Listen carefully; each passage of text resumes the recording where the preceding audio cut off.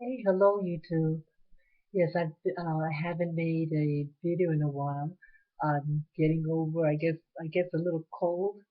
I had gotten laryngitis, and it's even kind of bothering me now. And yeah, it's been bothering me a little bit now. And so, so please forgive me if I stop coughing, whatever. Okay. I was watching YouTube, and I've come across this speaker. He speaks very well. He's a minister. Um, he goes by the name of Dr. Ray Hagins, spelled Hagins. He's located in Missouri, and he's into to bring back African spirituality into the Black community here in the United States. He does also tour um, overseas, and he's very dynamic. And it's the first time I ever even heard of him, but he has a following, and I it's the first time, excuse me, first time I ever heard of anyone like him. Um, he says, you know, straightforward that he doesn't believe that the Bible is the Word of God, and that the people in the Bible never existed. That's a first for me to hear that. And he used to be a Baptist minister. He went to Bible school. He has his degrees and everything. And he said that one day he was invited to a meeting, and of meeting of other men, like a breakfast meeting, I think it was, but it was a gathering, and before the event began, one of the men that just said casually that Jesus isn't that Jesus isn't the first Christ, and that the first Christ was Horus, something like that, Horus, and Horus is a an Egyptian god. And so when he heard that, it upset him, and because to him Jesus is the only Messiah, and that there was no other but him. And he said that it shook him up, and he didn't associate with those people for like a year, but it put a seed of thought in him, and he started to investigate certain things in I guess biblical history, and he he said that when he noticed certain things in ancient Egyptian um, mythology or religion, that it's very similar to Christian, uh, Judeo-Christian beliefs, and that I guess consequently he thinks that because the African tradition came first, that the Jewish and Christian beliefs that plagiarized and copied from them, and um, he's concerned about the life of the black people in the Americas, uh, because of the oppression that we're faced with. And he says, why believe in the God of your enemy? You know, embrace the God and the traditions of Africa. That's where you come from. He says, why believe in a white Jesus? Because he wasn't a white person.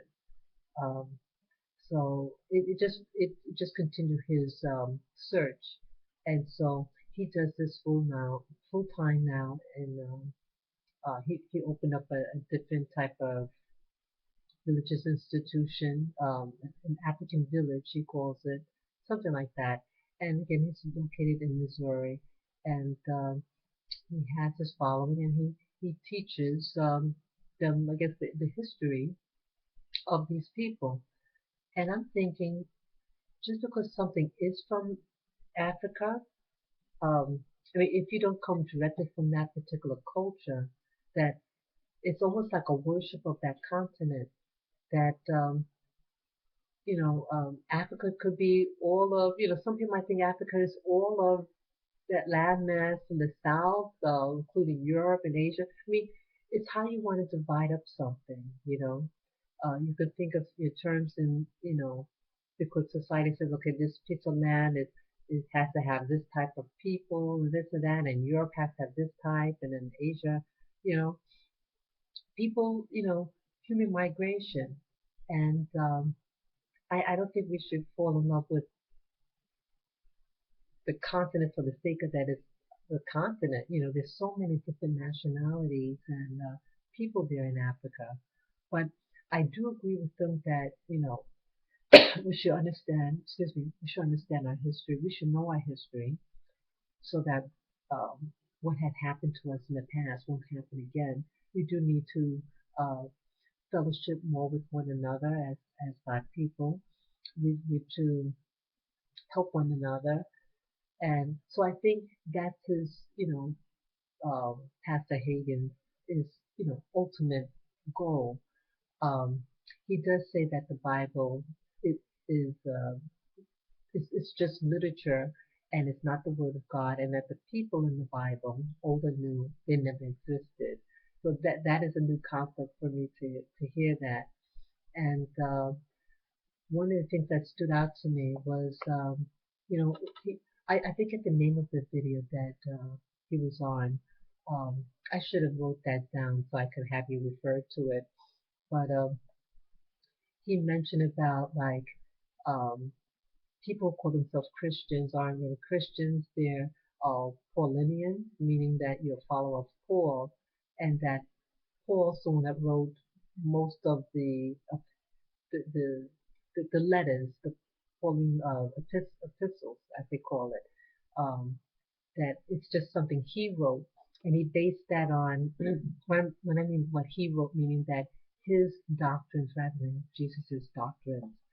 Um, he based that on um, Romans 2 verse 16, and Romans 16 verse 25, and Second Timothy chapter 2 verse 8. And in those verses, it says that Paul is saying that it's his gospel.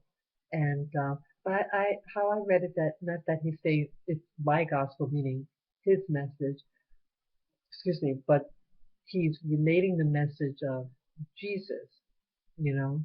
But so that's why he mentioned about that, about it's not really Jesus's gospel. And then he made mention that let's see, this is Second Corinthians chapter 12 verse 16. Um, Paul,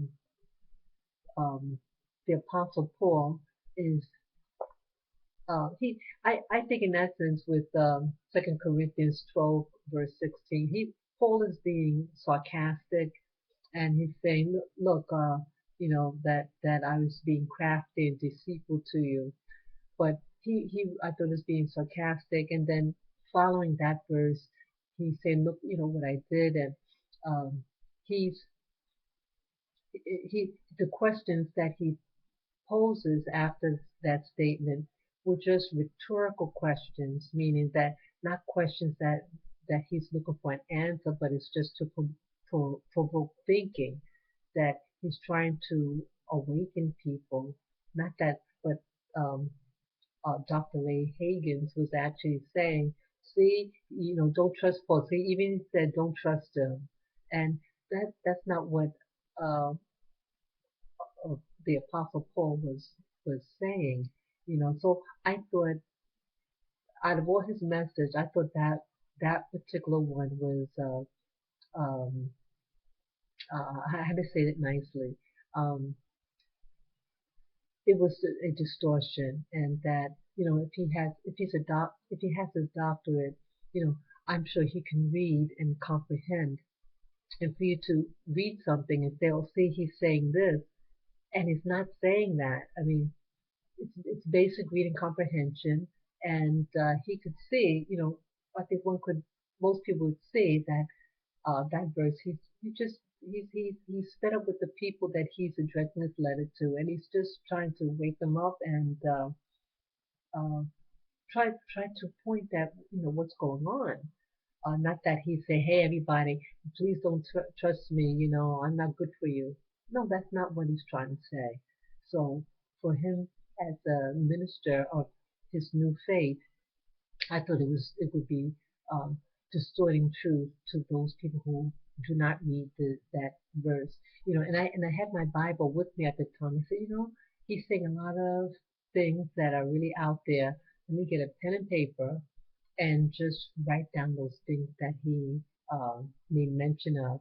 So what I got out of this particular video of his is that any person that has a new belief system, or if they say something so contrary to then your beliefs, get a pen and paper and write down point by point what they say and investigate uh, what they're saying is true or not.